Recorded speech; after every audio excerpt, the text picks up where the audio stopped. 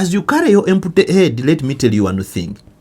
I've been in journalism since 2013 as an intern.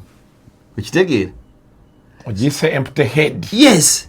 Let me tell you, I've been threatened and de-threatened and molested. Nze bankubako nembeera nga nfuka musaayi. Naye omulimu guno saakola ki? Naye no season enti ekomyewo. Ekomyewo. Tugizeemu. Mwe bakubira loli. Kati njagala okutegeeza. Bino tubirabye. Naye gwe just kozesa sense nti nze nkola mulimu gwange gwa mawulire. Sina interest mu nnyoko, mu jjajjaawo, mu muyimbiwo. Ebyo sibirina. Okitegeera. Nze nkola guno omulimu nga ngukola bulungi. Era bw'obanga oyinayo nze ne bw'aba faaza ng'omuyinanga emboozi weeri. Njagala nnyo abafaaza nkubira nja giwandiika. Ne bw'aba maama wange. Ate no yafadda. Maama wange talina kifaananyi kya kaladi. Nze teyafunayo kya kaladi. Maama nga yakijjawa. Yafa mwaka ki?